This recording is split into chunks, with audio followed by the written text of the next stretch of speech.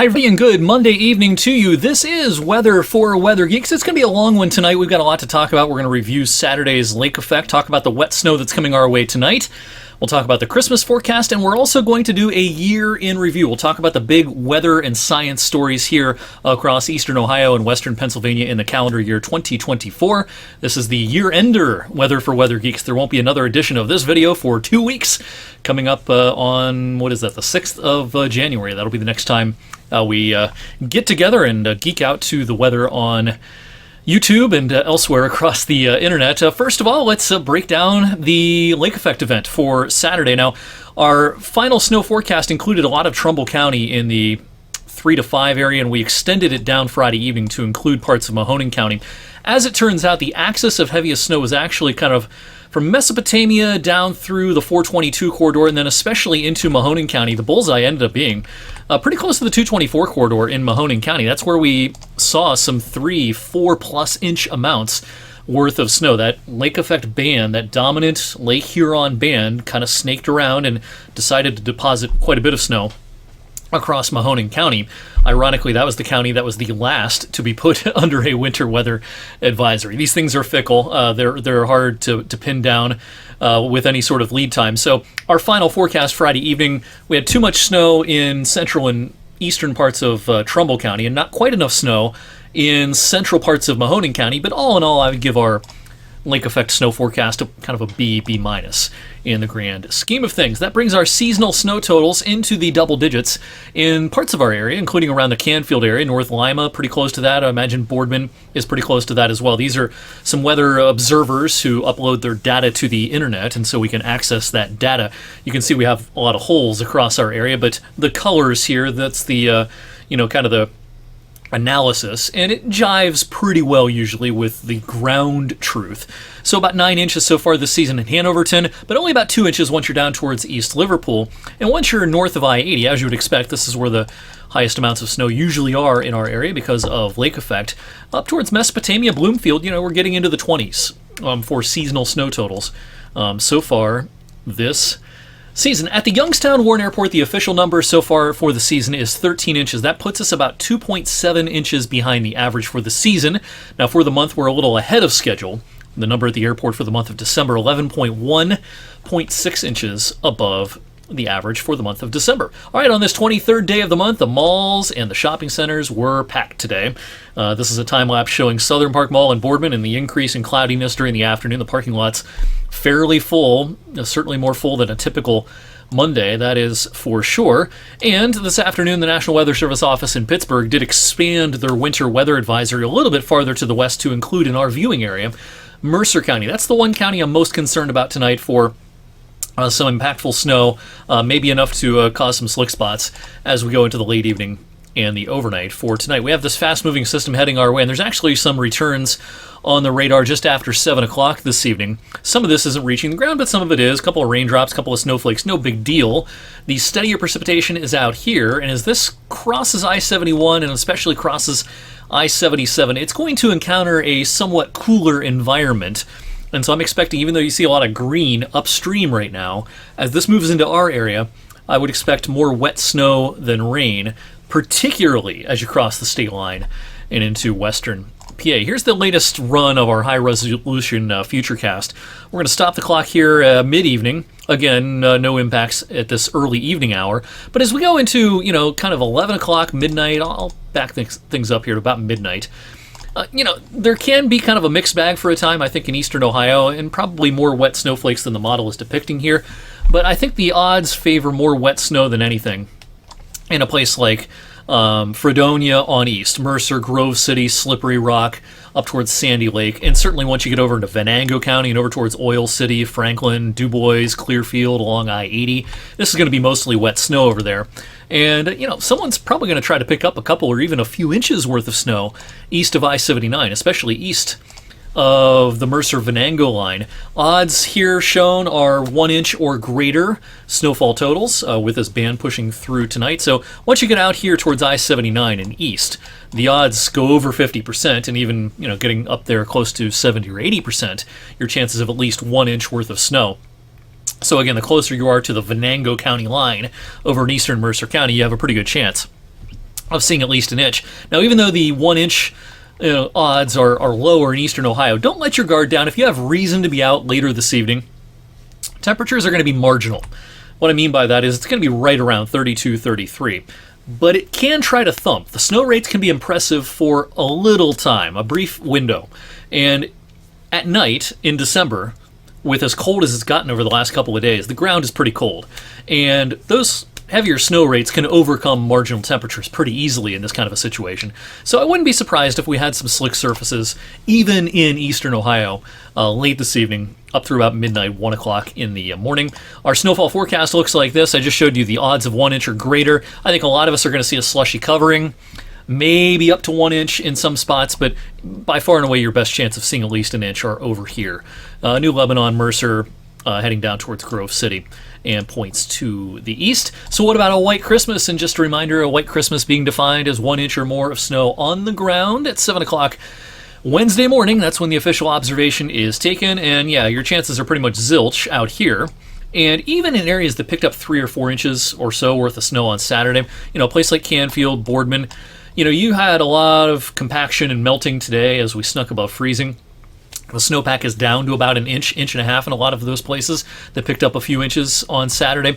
And, we're going to spend a lot of time above freezing through Christmas morning. And so I'm expecting, your snowpack to be probably under an inch in these areas, unless tonight's system tries to really overachieve, which doesn't seem all that likely to me. By far and away, your best chance of having a technical white Christmas, again, the farther east you are, over into Pennsylvania, out towards I-79, and points to the east. In fact, a white Christmas pretty much a lock across a lot of the northern tier of PA and the southern tier of New York as well. Once we get beyond our system tonight, the weather will be quiet for a lot of the rest of the week, including for Christmas Eve and Christmas Day. Could be a little mist or drizzle tomorrow morning, just a lot of clouds, Christmas Eve, Christmas Day, and it will be a pretty ho-hum day overall, and we haven't had that on Christmas Day in a while. Look how up and down Christmas has been over the last several years. 60 last year, one of the warmest on record, but then the high was just 12 2 years ago. Remember, we had that vicious Arctic outbreak Christmas Eve into Christmas Day 2 years ago. The year before that, it was 57.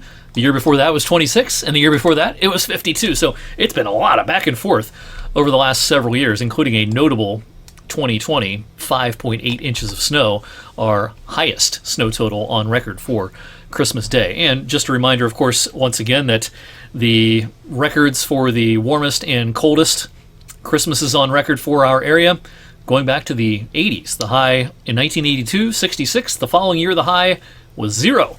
So we had back-to-back pretty remarkable Christmases back in the first half of the 1980s. Well, as I mentioned, this is the last weather for Weather Geeks in 2024, so I wanted to do a kind of a wrap-up of the big weather stories here this year. Not listed here, and we'll give it kind of a honorary mention, if you will. The astronomical events this year. It was an amazing year to look up. We had the Northern Lights a couple of times. Of course, the big weather or big astronomy event, if you will, was the eclipse back in April. And even though our weather was not perfect, it was good enough that we had quite a show in our area back with the eclipse on April the 8th. But we had dazzling displays of the Northern Lights a couple of times this year. As far as the weather goes, my number one story is the warmth in 2024. Our warmest year since the 1930s, and every month warmer than the average. And, I have listed on here pending December. I do suspect, I've run the numbers today, I think we'll probably go back above average for the month of December, given how warm it's going to be over the last several days of the month. We're behind right now. We're about 1.5 degrees below average right now, but in the last week of the month, a lot of mild air headed our way. Big year for tornadoes across the state of Ohio, and we had a couple here locally. It wasn't a big tornado year in our viewing area, but it was in Ohio as a whole. And speaking of Ohio, the worst drought in years in parts of Ohio.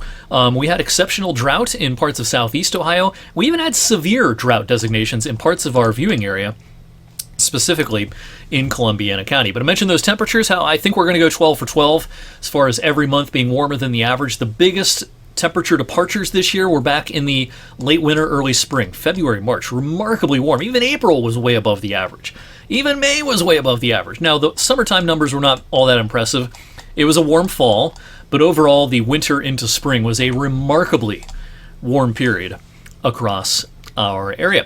All right, so when we look at where we're going to fall here on the list of warmest years on record dating back to 1931 in our area, I think we're probably going to end up in second place, maybe a tie for second.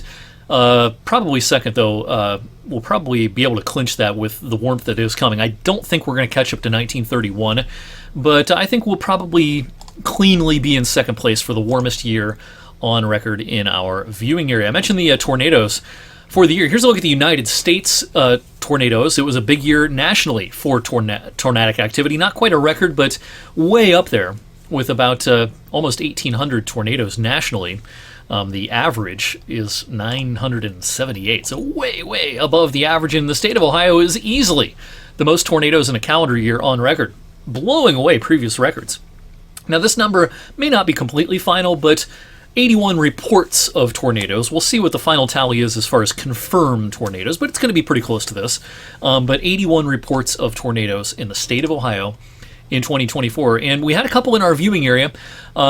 We had one in April, and that's this one pictured up here in Trumbull County. That's this guy right here. This was an EF0 to the northwest of Warren, Champion Township. We also had a landspout type tornado over in Mercer County in August. Not given an official rating. It was designated as an EFU, which is undefined. That was what we call a landspout style tornado. It's formed a little bit differently than a standard tornado from a supercell thunderstorm. But that Mercer County tornado and this Trumbull County tornado are two in our viewing area in 2024. And before I get to Futurecast and talk about the next couple of days, in fact, I'm not even going to show you Futurecast because there's really not much to show you once we get through tonight. Let's finish up our year in review with the drought.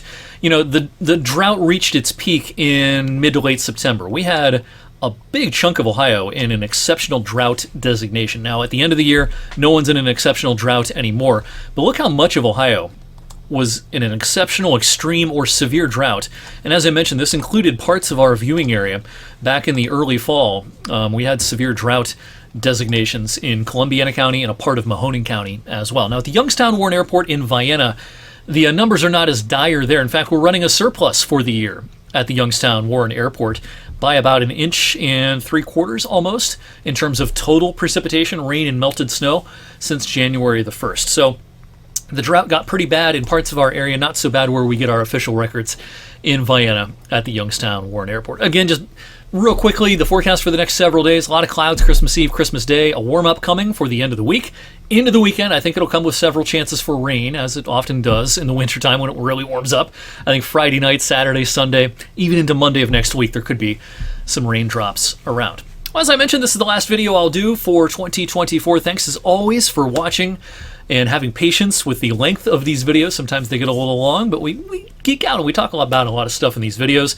The reach and popularity of Weather for Weather Geeks is at an all-time high here to close out the year, so really appreciate everyone tuning in and not only checking out my content here online, but tuning into our newscasts, whether you're streaming on devices or watching us the old-fashioned way on cable or satellite. We always appreciate your attention and viewership. Hope you and yours have a great Christmas Eve and Christmas Day, a happy New Year, a happy, safe, and wonderful start to 2025. And again, I'll see you back here in 2 weeks on January the 6th. Have a great one, everyone.